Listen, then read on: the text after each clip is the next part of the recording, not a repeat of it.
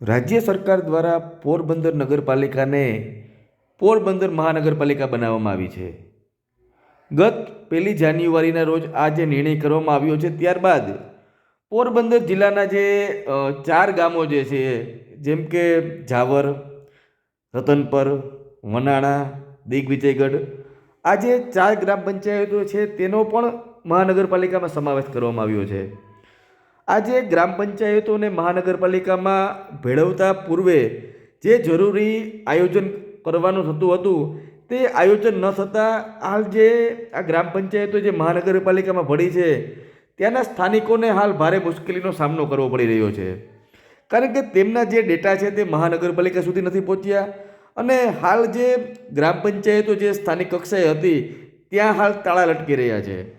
એટલે સ્થાનિક લોકોને જન્મ મરણના દાખલા કઢાવવા, આવકના દાખલા કઢાવવા સહિતના પ્રશ્નો છે તે પ્રશ્નો ઉદ્ભવ્યા છે. સાથે જ પાણીનો પ્રશ્ન હોય કે પછી સાફ સફાઈનો પ્રશ્ન હોય, તમામ જે પ્રશ્નો છે તેને લઈને લોકોમાં ભારે રોષ જોવા મળી રહ્યો છે. પોરબંદર છાયા નગરપાલિકાને મહાનગરપાલિકા જે સરકાર દ્વારા જે જાહેરાત કરવામાં આવી છે, બનાવવામાં આવી છે, ત્યારબાદ જે પોરબંદર જિલ્લાના જે 4 ગામો જે છે, વનાણા, રતનપર, જાવર સહિતના જે 4 ગામ જે છે, દિગ્વિજયગઢ, આમ આ 4 ગામોને મહાનગરપાલિકામાં ભેળવવામાં આવ્યા છે. ત્યાંની જે ગ્રામ પંચાયત છે ત્યાં જેવી જાહેરાત થઈ છે કે મહાનગરપાલિકામાં ભળે છે, ત્યારબાદ ત્યાંની ગ્રામ પંચાયતોને તાળા લાગી ગયા છે અને ગ્રામ પંચાયતો છે તે બંધ થઈ ગઈ છે. પરંતુ અહીંના જે ગ્રામ પંચાયતના લોકો છે તેઓની અત્યારે પરિસ્થિતિ એવી છે કે તેઓને જન્મ મરણના દાખલાની જરૂરિયાત હોય કે પછી આવકના દાખલાની જરૂરિયાત હોય, આ તમામ જે ડોક્યુમેન્ટ માટે તેઓ હાલ રજળપાટ કરી રહ્યા છે. કારણ કે તેઓને અલગ અલગ કચેરીએ ધક્કા ખવડાવવામાં આવી રહ્યા છે. ગ્રામ પંચાયત બંધ છે તો જનસેવાએ જવું પડે છે, જનસેવાથી તેઓને કલેક્ટર કચેરીએ મોકલે છે, તેમજ જે મહાનગરપાલિકાની કચેરી છે ત્યાં મોકલે છે, અને અલગ અલગ જગ્યાએ બધા જે જવાબો મળે છે તેઓના કામ નથી થઈ રહ્યા. ત્યારે આપણી સાથે હાલ આપ જોઈ શકો છો, જાવર ગ્રામ પંચાયત છે, જે પંચાયતની ઓફિસ છે, અને જે જાવર ગામના લોકો છે તે આપણી સાથે છે. તેમને પૂછીશું કે ખરેખર અત્યારે આ ગ્રામ પંચાયતને મહાનગરપાલિકામાં ભેળવ્યા બાદ તેઓને અત્યારે શું મુશ્કેલી પડી રહી છે અને શું તેઓની માંગણી છે. અત્યારે ગ્રામ પંચાયતને મહાનગરપાલિકામાં ભેળવવું છે તમારા ગામને, શું પરિસ્થિતિ છે અત્યારે? પરિસ્થિતિ બહુ સબ ખરાબ છે, બહુ જ ખરાબ છે. અહીંયા કોઈ આધાર નથી, અહીંયા લોક કરીને ગયા. કોઈ પ્રતિનિધિ બેહવો પડે, ભલે જાહેર કર્યું અહીંયા નગરપાલિકા, પણ અહીંયા કોઈ ઊભું થાય જોઈએ ને. અમારે જન્મનો દાખલો છે, મરણનો દાખલો છે, આવકનો દાખલો છે, તો કોઈ સ્વીકારતું જ નથી. જનસેવામાં જઈએ, જિલ્લામાં જઈએ તો કે હજી કઈ ડેટા આવ્યા નથી તમારા જાવરના, તો અમારે કઈ બાજુ જવું, કેને પકડવા? પંચાયત તો લોક છે, પંચાયતનો કોઈ તો માણસ એવો છે, નગરપાલિકા જાહેર કરી તો એનો બેઠાડવો જોઈએ ને. કોઈ ને આ જે જાહેરાત થઈ છે મહાનગરપાલિકા બનાવવાની, મહાનગરપાલિકામાં તમારે ગ્રામ પંચાયતને ભેળવવું છે ત્યારથી ને શું શું પ્રશ્ન, સાફ સફાઈ, પાણી, આ જે આવકના દાખલા સહિતના શું શું પ્રશ્ન કેવી છે ને અત્યારે શું માંગણી છે? પાણીનો બહુ પ્રશ્ન છે. પાણી 18 દિવસ થઈ ગયા, પાણી આવતું જ નથી. પંચાયતમાં હતું ત્યારે પાણી આવતું, હવે પાણી આવતું જ નથી. ને દાખલા કઢાવવા જઈએ, કોઈ કાગળિયું કઢાવવા જઈએ તો જનસેવામાંથી ધક્કા ખાવા પડે. અમે મજૂર મારા છે, બસ નાની અમારી વસ્તી છે, આમાં જવું ક્યાં અમારે? કોઈ અમારો પ્રશ્ન હલ થાય એ રીતના તમે કાર્યવાહી કરો, જે કોઈના હાથમાં આવતું હોય.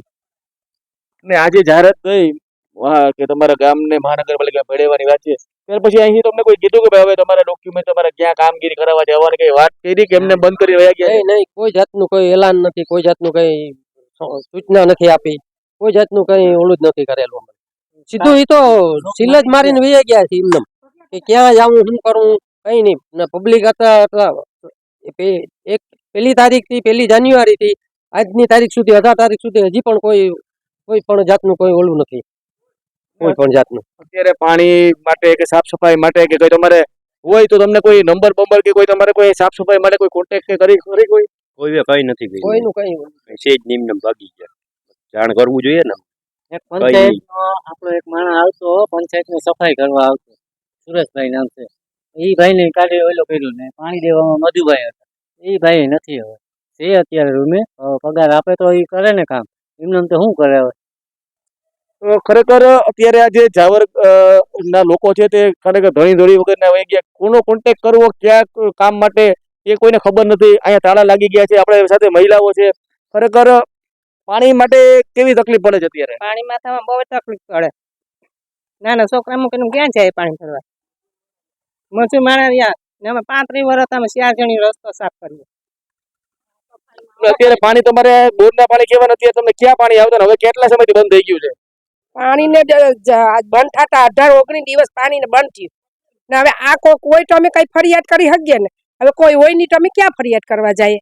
કઈ અમારા નાના નાના બચ્ચા કામેથી આવીએ, કોઈ કિવાયનું કઈ કામકાજ હોય, કઈ આધાર કાર્ડ ચૂંટણી કાર્ડ આ તે કામ હોય એ આખું અમે અહીંયા આવતા એ અમને સલાહ દેતા. હવે અમે બહાર ક્યાં જઈએ? અમારે એક તો માન 9,000 સાડી 9,000 પગાર, એ મૂકી નોકરી મૂકીને અમારે હેઠળ આમ ક્યાં જવું? નાની નાની દીકરીઓ ટન એને મૂકીને અમારે ક્યાં જવું? હવે કાંક હાઈ હોય તો આપણે ટગડીને જી આવીએ.